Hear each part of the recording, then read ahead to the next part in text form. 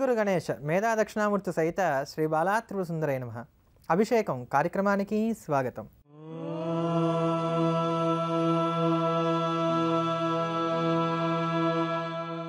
ఆంజనేయమతి పాటలాననం కాంచనాద్రి కమనీయ విగ్రహం పారుజాత తరుమూలవాసినాం భావయామి పవమాననందనం. ఈరోజు మంగళవారం అనగానే మనందరికీ కూడా గుర్తుకు వచ్చేటువంటి తేజోమూర్తి సాక్షాత్తు హనుమంతుల వారు. ఆంజనేయుడి యొక్క అనుగ్రహం ఉంటే ఈ కలియుగంలో సాధించలేదంటూ ఏది ఉండదు. ఆ స్వామివారికి ఉన్నటువంటి వరములు అటువంటివి, ఆ మూర్తికి ఉన్నటువంటి మహత్యం అటువంటిది, ఆ మూర్తికి రామచంద్రమూర్తి ఇచ్చినటువంటి వరం అంతా వైభవోపేతమైనటువంటిది. వ్యాకరణంలో దిట్ట, అన్నింటా కూడా దిట్ట, బుద్ధిమంతుడు, అందరిలోకి కూడా వరిష్టమైనటువంటి వాడట. అందుకనే ఆ హనుమంతుని నిత్యము కూడా స్మరణ చేస్తూ ఉన్నట్లయితే కనుక ఎప్పుడు కూడా భయము ఏర్పడదు, మంచి వాక్పటుత్వం కలిగి ఉంటారు, చిరంజీవత్వం కలిగి ఉంటారు అని చెప్పని హనుమత్ స్మరణకి విశేషమైనటువంటి ఫలితాలు చెప్పారు. అందులో స్వాపకాలే పటేన్నిత్యం యాత్రాకాలే విశేషత అంటూ ఇప్పుడు కూడా ఆంజనేయ స్వామి వారిని తలుచుకోవాల్సి వస్తే కనుక రాత్రి పడుకోబోయే ముందు తలుచుకొని పడుకోవాలట. అలా తలుచుకొని పడుకున్నట్లయితే దుస్వప్నాలు ఏనాడు కూడా రావు అని అన్నారు.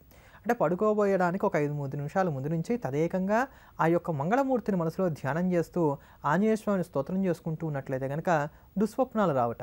యాత్రాకాలే విశేషత, ఇంట్లో నుంచి బయటికి వెళ్ళేటప్పుడు ఏ పని మీదన్నా సరే వెళ్ళండి, క్షేమంగా వెళ్ళి భద్రంగా తిరిగి రావడానికి గాను హనుమంతుని మనసా వాచా కర్మణ స్మరణ చేసి వెళ్ళినట్లయితే క్షేమంగా వెళ్ళి తిరిగి రావడానికి కానీ ఆస్కారం ఏర్పడుతుందన్నారు. అంటే ఈ కలియుగంలో ఎప్పుడైనా సరే రామచంద్రమూర్తి యొక్క భక్తులు ఎవరైతే ఉన్నారో వాళ్ళందరినీ రక్షించాలి అని అంటే రాముడు కదలవలసినటువంటి అవసరం లేకుండా మొత్తం తానే అయి చూసుకుంటూ ఉంటాడట స్వామి. ఇట్లా ఎవరికి ఏ ఆపద కలగకుండా ఉండటానికి, ఎవరికి ఏ ఇబ్బందులు కలగకుండా ఉండటానికి చేసేటువంటి హనుమ స్తోత్రమే ఆంజనేయ దండకం. శ్రీ ఆంజనేయం ప్రసన్నాంజనేయం మహాదివ్యకాయం ప్రభాదివ్యతేజం నమో వాయుపుత్రం భజే బాలగాత్రం భజేహం పవిత్రం అంటూ సాగేటువంటి ఈ స్తోత్రం చాలా అమోఘమైనటువంటిది. ఈ స్తోత్రాన్ని పారాయణ చేయాల్సినటువంటి సమయాన్ని నిర్దేశం చేస్తూ ఇది సంధ్యా సమయాల్లో పారాయణ చేసినట్లయితే అమోఘమైనటువంటి బలాన్ని ఇస్తుంది అని అన్నారు. పూర్వం పెద్దలందరిలో కూడా ఒక ఆచారం ఉండేది. ఇంట్లో సాయంకాలం వేళ సంధ్యదీపం పెట్టగానే ఇంట్లో పిల్లలందరినీ కూడా పోగువేసి చక్కగా శ్రీ ఆంజనేయం ప్రసన్నాంజనేయం మహాదివ్యకాయం అంటూ ఈ స్తోత్రాన్ని వారికి నేర్పుతూ వెళ్ళవేయిస్తూ వారితో పాటు చక్కగా వీరు కూడా పారాయణ చేసేవారు. అందువల్ల రాత్రి వేళ మనకు దగ్గరికి వచ్చేటువంటి గాలి ధూళి లాంటి దోషాలు ఏవైతే ఉంటాయో అవి ఏవి కూడా అంటవు. అంతేగాక రహదారుల మీద నడిచేటప్పుడు ఏవైనా దాటకూడని వస్తువులను దాటడం లాంటి వాటి వల్ల వచ్చేటువంటి ప్రమాదాలు ఉపద్రవాలు కూడా మనకి తగలకుండా శరీరం వజ్రతుల్యంగా రక్షింపబడుతుంది. అంతటి అమోఘమైనటువంటి స్తోత్రం ఈ స్తోత్రం కనుకనే ప్రతిరోజు సాయంకాలం దీపం పెట్టగానే ఈ స్తోత్రాన్ని పారాయణ చేయడం అనేది వాడుకలో నిత్య దైనందిన జీవితంలో ఒక అలవాటుగా ఏర్పాటు చేశారు. సరే, ఇప్పుడు సాయంత్రం దీపం పెట్టే వేళ మనకి ఇంట్లో కుదరదు అనుకుందాం, రాత్రిపూటైనా సరే చదవచ్చు, లేదా ప్రాతకాలంలో అయినా సరే చదవచ్చు. కానీ ఈ స్తోత్రాన్ని చదవడం వలన ఖచ్చితంగా రక్షింపబడతా ఉండడంలో సందేహమే లేదు. అంతటి అమోఘ రక్షాచక్రమైనటువంటి ఆ హనుమత్ దండకాన్ని శ్రవణం చేద్దాం, ఆంజనేయుడి యొక్క పరిపూర్ణమైనటువంటి కటాక్షాన్ని పొందుదాం. శ్రీ ఆంజనేయం ప్రసన్నాంజనేయం ప్రభాదివ్యకాయం ప్రకీర్తిప్రదాయం భజే వాయుపుత్రం భజే బాలగాత్రం భజేహం పవిత్రం భజే సూర్యమిత్రం భజే రుద్రరూపం భజే బ్రహ్మదేవం వటంచుం ప్రభాతంబు సాయంత్రమీ నామ సంకీర్తనల్ చేసి నీ రూపు వర్ణించి నీ మీదనే దండకం ఒక్కటించేయను హించి నీ మూర్తి నింగాంచి నీ సుందరం పెంచి నీ దాసదా సుందరై రామభక్తుండనై నిన్ను నే కొల్చెదన్నీ కటాక్షంబునందూచితే వేడుకల్ చేసితే నా మురారించితే నన్ను రక్షించితే అంజనాదేవి కర్మాన్వయాదేవ నిందించనేనంత వాడంతయాశాలి వై చూచితే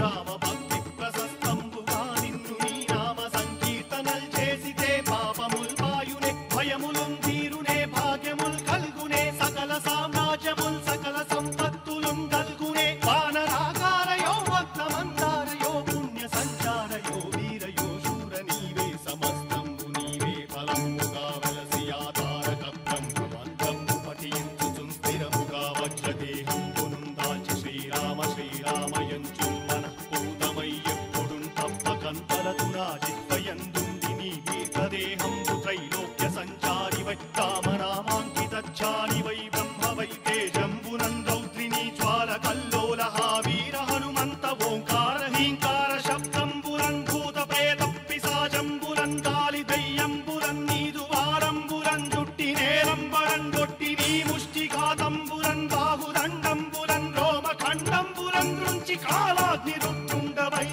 బ్రహ్మ ప్రభాభాసితం వైన నీ దివ్య తేజంబురం దృంచిరారనాముత్తు నరసింహయంచుం దయా దృష్టి వీక్షించి నన్నేలు నా స్వామి నమస్తే సదా బ్రహ్మచారి నమస్తే వాయుపుత్ర నమస్తే నమస్తే నమస్తే నమస్తే నమస్తే నమస్తే నమః. మనం గత కొద్ది రోజులుగా ఎటువంటి ఇబ్బందులు వచ్చినప్పుడు ఎటువంటి దేవతా చిత్రపటాలను కనుక మనం ఆరాధన చేసినట్లయితే మన మనస్సులో ఉన్నటువంటి మనకు కలుగుతున్నటువంటి ఇబ్బందులన్నీ కూడా తొలగిపోతాయో తెలుసుకుంటున్నాం కదా. ఆ క్రమంలో ఈ రోజున ఎదుటివారి యొక్క మనసులో ఉన్నటువంటి భావం తెలుసుకోవడానికి కానీ ఏ దేవతా ఆరాధన చేయాలో తెలుసుకున్నాం. అంటే ఊరికనే వాళ్ళ మనసులో ఏముందో వెంటనే తెలిసిపోవడానికి అని కాదు. ఎదుటివారు ఏమనుకుంటున్నారో తెలిస్తే తప్ప మనం తిరిగి ఆ సమస్యకో లేకపోతే ఆ ప్రశ్నకో మనం సమాధానం చెప్పడానికి కుదరదు. వారు ఎటు అడుగులు వేస్తున్నారో తెలిస్తే దానికి తగ్గట్టుగా మనం అడుగులు వేయొచ్చు. తద్వారా మనకి జయం లభిస్తుంది లేదా లాభం కలుగుతుంది. కానీ ఎదుటి వాళ్ళు ఏం చేస్తున్నారో తెలియకుండా మనం ముందు అడుగు వేస్తే ఇబ్బంది పడిపోతాం. ఆ సన్నివేశం అలా ఉంది. అట్లాంటి సందర్భాల్లో సందిగ్ధత ఏర్పడినప్పుడు ఏం చేయాలి అనంటే తన యొక్క హృదయాన్ని చీలుస్తూ అందులో సీతారాములు ఇద్దరిని కూడా చూపెడుతూ ఉన్నటువంటి ఆంజనేయ స్వామి వారి యొక్క చిత్రపటాన్ని తీసుకోవాలి. ఏ స్వామి అయితే తన యొక్క హృదయారవిందులో ఉన్నటువంటి సీతారాములు చూపెట్టడానికి కానీ చక్కగా ఇలా హృదయాన్ని చీల్చి నిఠారుగా నిర్భయంగా నిలబడి ఇదిగో నా హృత్కమలంలో ఉన్నటువంటి రామచంద్రమూర్తి సుమా అని చూపెడుతున్నాడో అటువంటి స్వామివారి యొక్క చిత్రపటాన్ని తీసుకొని చక్కగా దాన్ని ఎదురుకుండా రోజు కూడా నిలబడి కొంతసేపు మీకు తోచిన విధంగా 5 నిమిషాలు 10 నిమిషాలు రామనామాన్ని చెప్పుకోవాలి. ఎప్పుడు రామనామం చెప్పినా శ్రీరామ అని చెప్పడం మంచిది. శ్రీ అంటే సీతాదేవి, రామ అంటే రామచంద్రమూర్తి. సీతా సమేత రామనామస్మరణ జరుగుతుంది కనుక శ్రీరామనామాన్ని కాసేపు జపం చేసి ఆ తర్వాత తమలపాకు మీద కొద్దిగా తేనె వేసి ఆ తేనెని ఆంజనేయ స్వామి వారికి నైవేద్యంగా పెట్టి ఆ తేనెని ప్రసాదంగా తీసుకోవాలి. ఇలా ఒక 21 రోజులుగా కానీ 11 రోజులుగా కానీ చేసినట్లయితే కనుక ఏదైనా సందేహాలు ఏర్పడి సందిగ్ధతలు ఏర్పడి ఎటు వెళ్ళాలో తెలియక అయోమయంలో ఉండి సతమతం అయిపోతున్నప్పుడు ఒక మంచి దారి దొరుకుతుంది. ఎదుటి వాళ్ళ యొక్క మనస్సుని పసిగట్టి తనుగుణంగా మనం ఏదైనా పని చేసుకొని పనిలో విజయాన్ని సాధించడానికి కావాల్సిన అవకాశాలు ఏర్పడతాయి. అంటే సందేహ నివృత్తి అవుతుంది, విజయము లభిస్తుంది. 2 విధాలా మనకు ఉపయోగపడుతుంది. ఇది అన్నిటికీ కూడా ఇంచుమించుగా ఉపయోగపడేటువంటి మంచి పరిహారం కింద కూడా చెప్పుకోవచ్చు. ఎప్పుడు ఎటువంటి ఏ ఇబ్బంది వచ్చినా కూడా సాధారణంగా ఈ మూర్తిని ఈ ప్రకారంగా ఆరాధన చేసినట్లయితే కనుక మనం భవ్యమైనటువంటి ఫలితాలను పొందగలుగుతాం. అటువంటి శ్రీరామ నిత్య హృదయ నివాసి అయి ఈ జగత్తునంతా కూడా రక్షిస్తున్నటువంటి శ్రీరామచంద్రమూర్తి యొక్క పరిపూర్ణమైనటువంటి రక్షా కవచాన్ని మనకు అందించేటువంటి బుధ కౌశిక మహర్షి ప్రోక్తమైనటువంటి శ్రీరామ రక్షాస్తోత్రాన్ని శ్రవణం చేద్దాం. ఆంజనేయానుగ్రహాన్ని రామానుగ్రహాన్ని పొందుదాం. చరితం రఘునాథస్య శతకోటి ప్రవిస్తరం ఏకైకమక్షరం ప్రోక్తం మహాపాతకనాశనం ధ్యాత్వా నీలోత్పలశ్యామం రామం రాజీవలోచనం జానకీ లక్ష్మణోపేతం జటామకుటమండితం సాసితూణధనుర్బాణపాణిం రక్తం చరాంతకం స్వలీలయా జగత్రాతుం ఆవిర్భూతమజం విభుం రామరక్షాం పఠేత్ ప్రాజ్ఞః పాపఘ్ని సర్వకామదాం శిరో మే రాఘవః పాతు బాలం దశరథాత్మజః.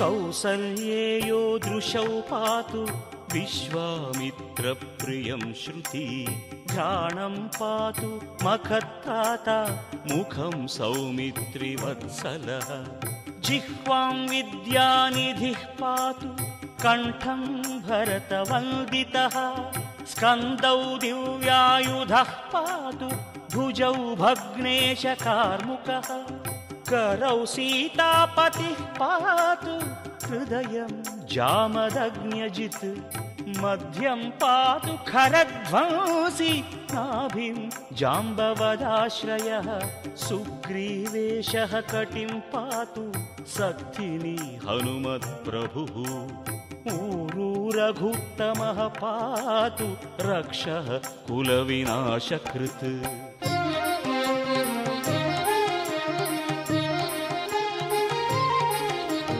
जानुनी सेतुकृत्पात् जङ्घे दशमुखान्तकः पादौ विभीषणश्रीदः पातु रामोऽखिलं वपुः एतां रामबलोपेतां रक्षां यः सुकृती पठेत् सचिरायुः सुखी पुत्री विजयी विनयी भवेत् पाताल भूतल व्योमचारिणः छद्मचारिणः न द्रष्टुमपि शक्तास्ते रक्षितं रामनामभिः रामेति रामभद्रेति रामचन्द्रेति वा स्मरन् नरो न लिप्यते पापैः भुक्तिं मुक्तिं च विन्दति.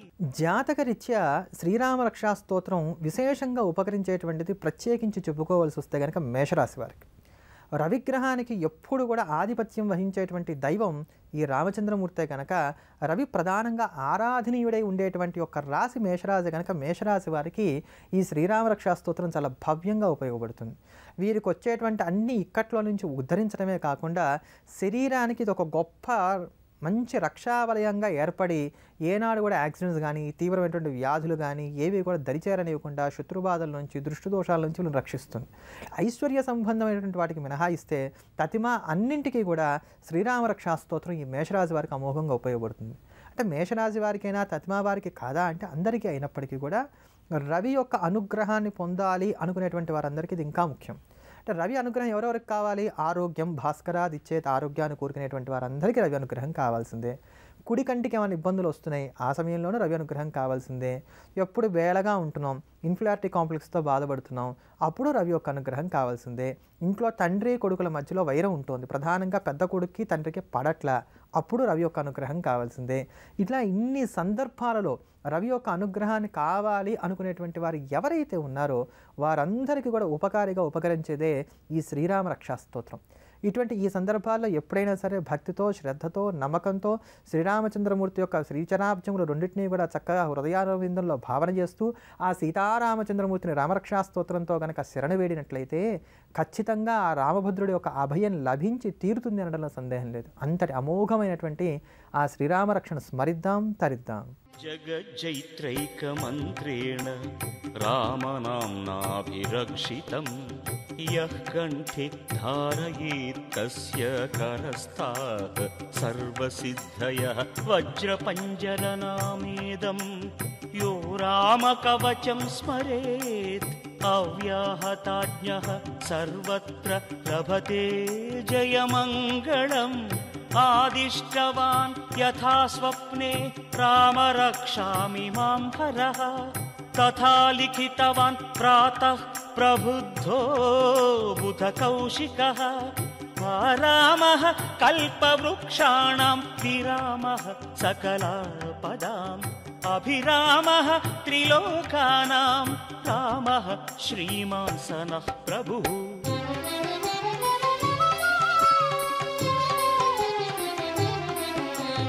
तरुणौ रूपसम्पन्नौ सुकुमारौ महाबलौ पुण्डरीकविशालाक्षौ क्षीरकृष्णाजिनाम्बरौ फलमूलाशिनौ दान्तौ तापसौ ब्रह्मचारिणौ पुत्रौ दशरथश्चैतौ भ्रातरौ रामलक्ष्मणौ शरण्यौ सर्वसत्त्वानां श्रेष्ठौ सर्वधनुष्मतां रक्षकुलनिहन्तारौ त्रायेतां नो रघुत्तमौ आत्तसज्जधनुषा विशुस्पृशा वक्षयाशुगनिषङ्गसङ्गिनौ रक्षणाय मम रामलक्ष्मणावग्रतः पथि सदैव गच्छताम्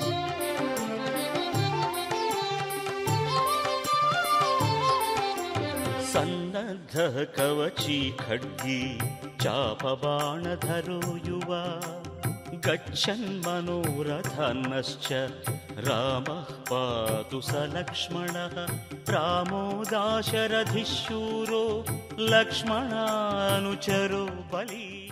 శంకర భగవత్పాదాచార్యుల వారు మనకు అనుగ్రహించినటువంటి సౌందర్య స్తోత్ర వైశిష్ట్యాన్ని మనం గత కొద్ది రోజులుగా తెలుసుకుంటున్నాం కదా.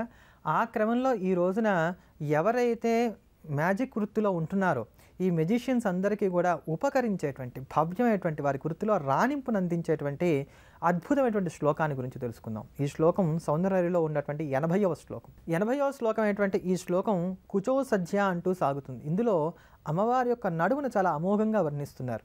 మన్మధుడు వచ్చి అమ్మవారి యొక్క మూర్తిని చూసి ఆశ్చర్యపోయాట. ఆ తల్లి యొక్క స్తనమండలం, భుజమండలం ఇవన్నీ కూడా విస్తారంగా ఉండటం వల్ల నడుము మెల్లమెల్లగా వంగిపోతోంది. అయ్యో ఇలా వంగుతోంది కదా, ఈ నడుము ఇలా వంగిపోకుండా ఉండడానికి ఏం చేయాలి అని ఆలోచించి తన దగ్గర ఉన్నటువంటి వివిధమైనటువంటి సామాగ్రితో అంతా చక్కగా చేర్చి ఆ యొక్క శృంగార రసం ఉట్టిపడే విధంగా అమ్మవారి నడువును 3 పేట్ల వరుసగా చుట్టాట. అవే 3 రేఖలుగా అమ్మవారి నడువు మీద సౌభాగ్య చిహ్నాలుగా కనబడుతున్నాయి అని చెప్పని శంకరాచార్యుల వారు ఈ శ్లోకంలో చెప్తారు.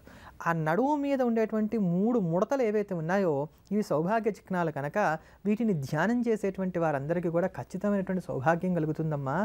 ఈ యొక్క నడువు మీద ఉన్నటువంటి వలిత్రయం ఏదైతే ఉందో ఇదే కదా అనునిత్యము కూడా మన్మధుని కూడా దగ్ధం చేశానని చెప్పుకునేటువంటి ఈశ్వరుని కూడా మోహపెట్టి మన్మదావేశానికి గురి చేస్తున్నాయి కనుక తల్లి వీటిని ధ్యానం చేసినటువంటి వారికి ఈ జగత్తులో అసాధ్యం అన్నది ఏది లేదు కదా అని చెప్పని శంకరాచార్యుల వారు చాలా చమత్కారకంగా చెప్తారు. అంతటి అమోఘమైనటువంటి ఆ శ్లోకాన్ని ప్రతినిత్యం కూడా 108 సార్లు చొప్పున 100 రోజుల పాటు పారాయణ చేస్తూ అమ్మవారికి తేనెని నివేదన చేసినట్లయితే కనుక అంబికా కటాక్షాన్ని పొందగలుగుతాం.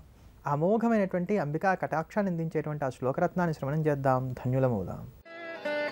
कुचौ सद्यस्पिद्यत्तटघटितकूर्पासभिदुरौ कषन्तौ दोर्मूले कनककलशाभौ कलयतः तव त्रातुं भङ्गादलमिति वलग्नं तनुभुवा त्रिधानद्धं देवि त्रिवळिलवलीवल्लिभिरिव.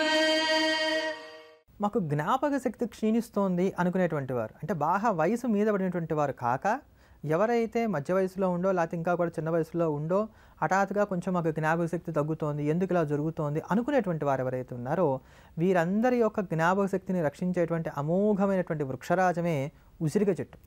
ఈ ఉసిరిక చెట్టు చాలా అద్భుతమైనటువంటిది. ఈ సరస్వతి స్వరూపము సాక్షాత్తు. సరస్వతి అంటే ప్రవహించేది అని అర్థం.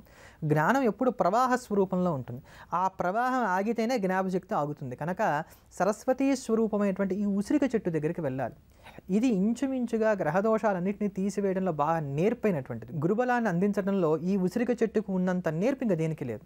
అయితే ఈ చెట్టు దగ్గరికి వెళ్ళి రోజు పొద్దున పూట అయినంత వరకు చాలా ప్రాతకాలంలో 4:30 నుంచి 6:30 గంటల లోపలే ఈ చెట్టు దగ్గరికి వెళ్ళి ఆ చెట్టు పొదట్లో చక్కగా నీళ్లు పోసి శుచిగా మీకు తోచిన, మీకు నచ్చిన, మీ ఇష్టదేవత సంబంధమైనటువంటి స్తోత్రం ఏదైనా సరే ఒకటి పారాయణ చేయవచ్చు. చిన్నది కానివ్వండి, పెద్దది కానివ్వండి. మీకు నచ్చిన, మీకు తోచిన ఇష్టదేవతా సంబంధమైన స్తోత్రం ఏదైనా సరే పారాయణ చేయాలి. ఇలా రోజు క్రమం తప్పకుండా చేస్తూ ఉన్నట్లయితే కనుక క్రమేపీ ఒక 3-4 మాసాల తర్వాత నుంచి మీరు కోల్పోతున్నాం అనుకున్నటువంటి జ్ఞాపశక్తి రావడమే కాకుండా అమోఘమైనటువంటి మేధస్సు ఏర్పడుతుంది. ముఖంలో కూడా మంచి వర్చస్సు కలుగుతుంది. ఇట్లా ప్రతిరోజు మాత్రం క్రమం తప్పకుండా చేస్తూ ఉండాలి. ఈ క్రియ చేస్తున్నన్నాళ్ళు కూడా ప్రతి శనివారం కూడా నక్తవ్రతాన్ని పాటించాలి. ఇలా శనివారం నాడు నక్తవ్రతం పాటించగలిగితే ఇంకా మంచిది. ఒకవేళ పాటించలేకపోయినా దోషం లేదు, కానీ పాటిస్తే మంచిది. నక్తవ్రతం అంటే పగలంతా కేవలం పాలు, పళ్ళు, పలరసాలు మాత్రమే తీసుకొని రాత్రి 8 దాటిన తర్వాత భోంచేయాలి. ఈ క్రియ ఎన్నాళ్ళు చేస్తున్నారో అన్నాళ్ళు వచ్చేటువంటి ప్రతి శనివారం మాత్రమే ఇలా నక్తం చేస్తూ వెళ్ళాలి. ఇటువంటి క్రియా విశేషాలతోటి, స్తోత్ర వైభవాలతోటి రేపటి అభిషేకం కార్యక్రమంలో మళ్ళీ కలుద్దాం. శివస్తే. జ్యోతిర్వైద్య నిపుణులు తేజస్వి శర్మను సంప్రదించాల్సిన ఫోన్ నంబర్ 9391166344. Email tejasvi.astro@gmail.com.